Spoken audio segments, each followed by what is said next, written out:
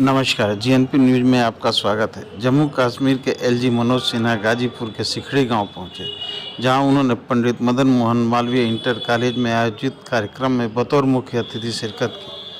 पंडित मदन मोहन मालवीय और स्वर्गीय अटल बिहारी वाजपेयी की जयंती पर आयोजित एक कार्यक्रम को संबोधित करते हुए जम्मू कश्मीर के एलजी मनोज सिन्हा ने कहा कि लोगों को देश के प्रति अनन्य निष्ठा होनी चाहिए। वहीं मनोज सिन्हा ने अटल बिहारी वाजपेयी के बारे में यह बात कही। आइए देखें मनोज सिन्हा ने आखिर कहा क्या।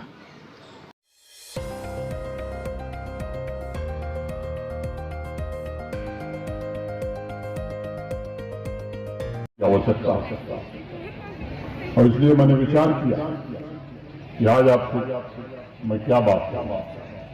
अटल जी का कहना था कि किसी भी व्यक्ति के लिए राष्ट्र सर्वोपरि होना चाहिए। भारत में रहने वाले सभी व्यक्ति, चाहे जिस भी पंथ के हों, जिस भी भाषा के हों, जिस भी जाति के हों, किसी प्रदेश के हों, वह भारत के प्रति अनन्य और अविभाज्य निष्ठा रखें। यानी भारत सबसे पहले, इंडिया फर्स्ट, बाकी सब कुछ बाद में। कभी कभी स्वर्गीय अटल जी इस बात से दुखी रहते थे कि अनेक लोगों के लिए राष्ट्र बाद में आता है, और उन्होंने बिना लाग लपेट के इस बात को कहा भी कि संपूर्ण भारत के प्रति निष्ठा रखने वाले व्यक्तियों की संख्या उंगली पर गिनी जा सकती है। कभी कभी भारत को देखकर एक भीड़ का भ्रम हो जाता है, और आप जानते हैं मित्रों, भीड़ का कोई गंतव्य नहीं होता, न ही भीड़ का कोई मंतव्य होता। देश की जनता को एक महान लक्ष्य तथा एक निश्चित दिशा में नाम देना ही भारतीयकरण है, इंडियनाइजेशन। आज जब भारत की विकसित भारत की यात्रा को साकार करने के लिए देशवासी भारत के वर्तमान प्रधानमंत्री आदरणीय नरेंद्र मोदी जी के नेतृत्व में आगे बढ़ रहे हैं, तब समाज के हर एक वर्ग को अटल जी की इस वाणी को सदैव याद रखना होगा। भारत के प्रति संपूर्ण समाज अनन्य और अविभाज्य निष्ठा रखे और उसको स्वावलंबी बनाने के लिए निरंतर काम करे। एक बड़ा सामाजिक कर्तव्य है जो समाज के सभी वर्गों को मिलकर के करना होगा। हमें इतिहास में जीना नहीं है, बल्कि इतिहास से हमें प्रेरणा लेनी है।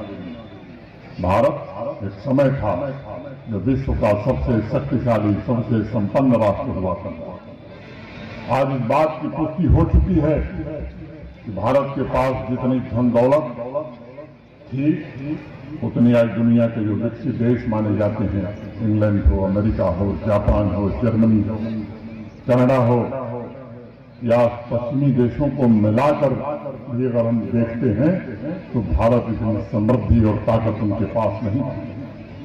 आर्थिक, सांस्कृतिक, शैक्षिक और आध्यात्मिक इन चारों क्षेत्रों में भारत के सामने खड़ा होने की हैसियत भी किसी दुनिया के किसी देश की नहीं थी।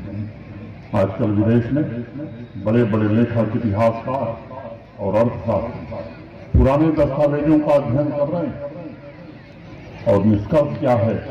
भारत इतना श्रेष्ठ था कि 1700 ईस्वी तक औद्योगिक रूप से इतना विकसित था भारत कि दुनिया का कोई देश उसके बराबर खड़ा नहीं होता।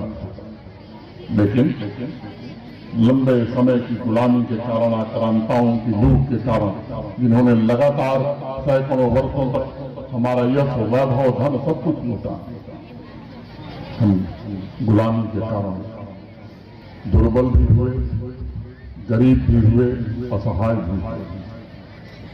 धन्य है हमारे देश के वो महान स्वतंत्रता सेनानी, हमारे पूर्वज, जिन्होंने बलिदान देकर के संघर्ष करके भारत को फिर से 1947 में 15 अगस्त को आजादी दिलाई।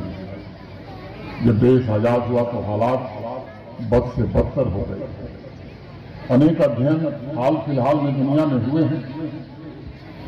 प्रमाण के साथ अनेक शोधकर्ताओं ने कहा है कि 1100 से होने वाले आक्रमणों, विदेशी आक्रांताओं तथा अंग्रेजों की लूट का अध्ययन अगर किया जाए तो भारत से 45 ट्रिलियन डॉलर महज 173 वर्ष में लूट कर विदेशी भेजे।